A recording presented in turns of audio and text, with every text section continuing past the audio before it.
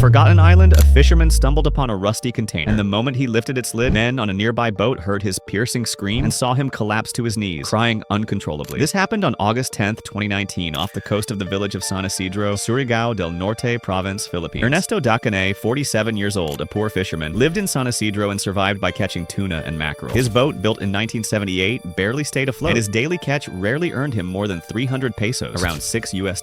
Locals described him as stubborn and hardworking. He would sail out even during storms. That day, Ernesto rowed toward a deserted island where tides often washed up debris. Usually he found bottles or old nets, but not this time. On the sand, he noticed a metal box, its surface covered with rust and shells. It measured about 120 by 60 centimeters. On its side, a faded marking read 1987. Ernesto tried to break the lid open with a stone. Twice he failed, only cutting his fingers on the jagged rust. By the way, every new video on this channel has been reaching nearly double the views of the previous one. That only happens because you keep supporting it. If you want this story format to survive and grow, drop a like. It helps more than you think. On the third attempt, the metal finally gave way with a harsh screech. Neighbors later recalled, "We thought he had found gold, but instead he cried like a child." Inside were no weapons and no money. At the bottom were plastic bags filled with personal belongings, a pair of small sandals, a broken doll, and several letters written in Spanish. The paper had faded, but the text was still legible. Ernesto picked up one letter, and his hands trembled. The envelope was dated April 15th, 1987. The letter read, "To your father, with love, Anna." Attached was a photograph, a man in military uniform, a woman beside him holding a child. Ernesto froze. He recognized the face. It was his father, who had gone missing at sea more than 30 years earlier. The fisherman collapsed onto his knees and covered his face with both hands. Witnesses later said he had never heard such a cry. It was like he had carried that pain his whole life. That's how a poor fisherman, by sheer chance, discovered proof that his father had not vanished without a trace. Write in the comments, what would you have done in Ernesto's place? And if stories of unexpected discoveries fascinate you, watch another one about a woman whose entire life changed the night she decided to follow her cat. The same cat that kept coming home with dollar bills in its mouth.